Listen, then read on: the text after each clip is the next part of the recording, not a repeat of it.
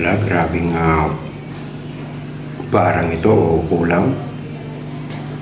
Sa ibang bansa po yan nakunan. Meron palang mangkukulam sa ibang bansa.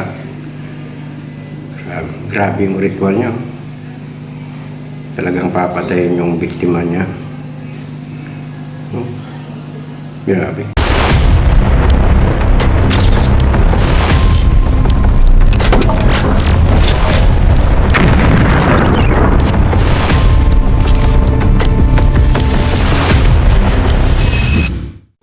Matindi yung ginagawa ng pagkukulam sa ibang bansa. Meron din palang mangkukulam doon. Kala ko dito lang sa Pilipinas. Yun, magandang umaga po sa inyo. Naway abutin po kayo ng aking video na nasa mabuting kalagayan, ligtas sa anumang kapamakan at walang karamdaman.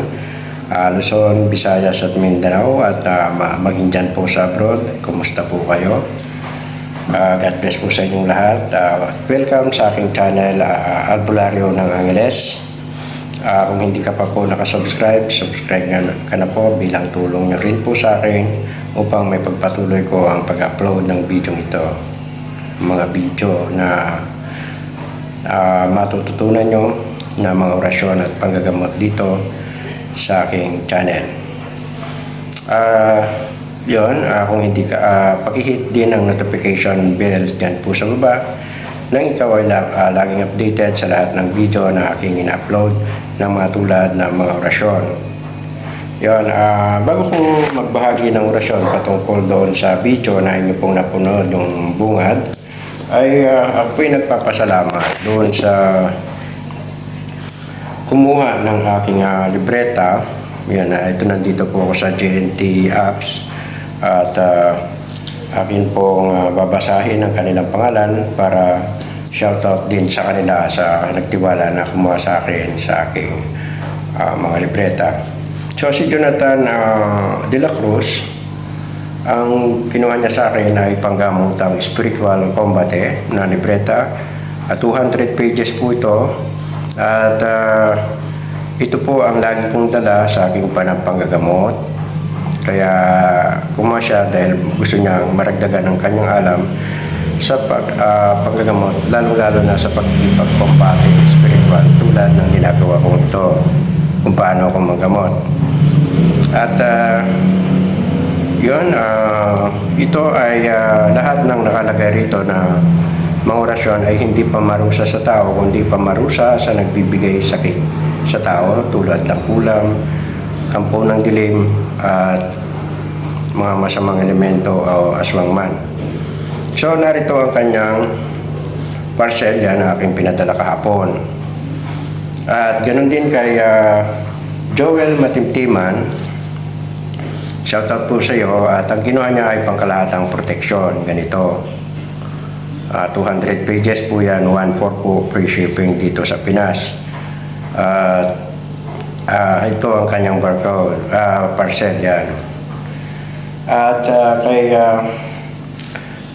Reynaldo L. Lisaga ng Quezon, Nueva Vizcaya, ang kinuha niya ay libro Tiyor Pamhuman o libreta Tiyor Pamhuman. Ito ay matataas na aral, magagamit panggamutan, pamproteksyon at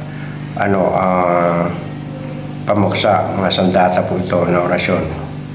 So yan, salamat po sa iyo pong pagtitiwala, Reynaldo Lisaga. Yan po ang kanyang barcode.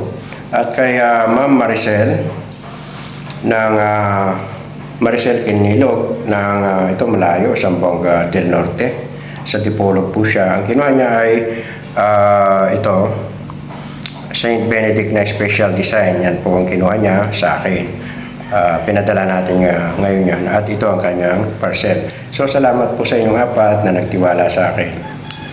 Makakaasa po kayo na darating po yan sa inyo, door to door. Yun, sa mga gustong kumuha pa ng aking mga libreta, may 5 klase po akong libreta. Sa may gusto lang itong Tiyor Oya ay malalakas na orasyon to at madalang lang na libreta ito na inyo pong makikita yan. At hindi siya Xerox, kundi print po siya. Yan, print. mahigit 200 pages, halagang 1.6 free shipping po. At ito naman, libre sekreto ng mga pangalan ng Tior. Ito po yung binabanggit ni ang pinuno sa kanyang channel, yung siyam na pangalan ng Tior. Ito po yun. So 1.4 po ito, free shipping, kulang-kulang 200 pages. At ito naman, 1K po ito, libro sekreto, Tior Pamhuman. Napakalalakas ng mga orasyon na nilalaman. At madalang lang po yung mga gano'n na makikita po ninyo. At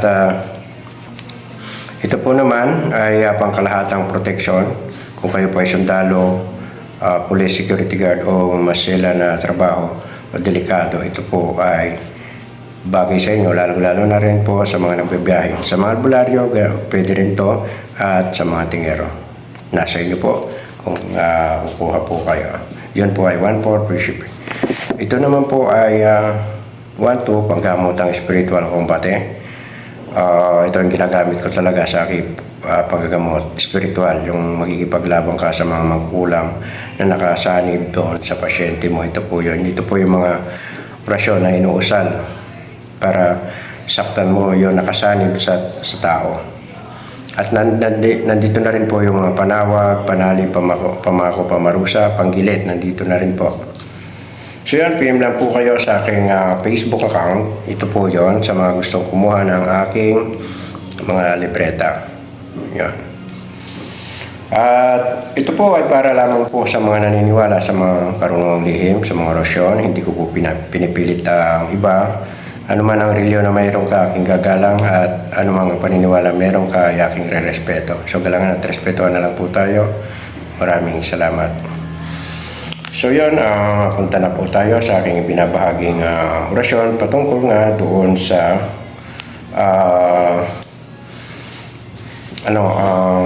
sa pangkukulam o pambabarang. Ito pong orasyon na ito ay 7 S ng mahal na Berhen, pampalayas ng barang o kulam sa iyong katawan.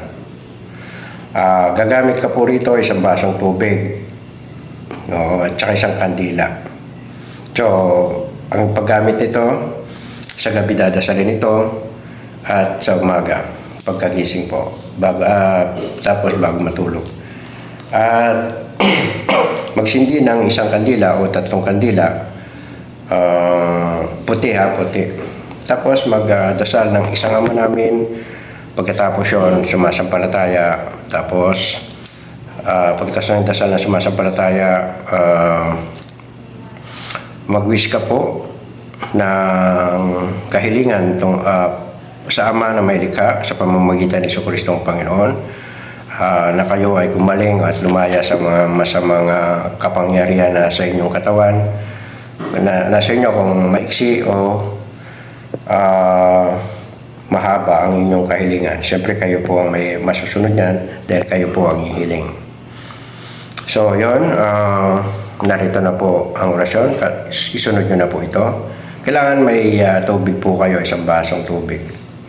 Okay, babanggitin ko po ang orasyon. Ingatan nyo na lang po at pasalamat kayo sa Diyos kung kayo po ay gumaling. Okay? 7 S ng Berhen, pampalayas ng barang o kulam, sakta umak, sa tamak, sa munatak, sa matatak, subtramak, sa mitak, susi, nobo, junon. Ihip po sa inyo pong dibdib at sa inyo pong inumin. Bakit ihip sa dibdib? Bilang protection po ninyo. Bakit ihip sa tubig? Bilang panggamot po ninyo at bilang pampalayas ng barang sa inyong katawan.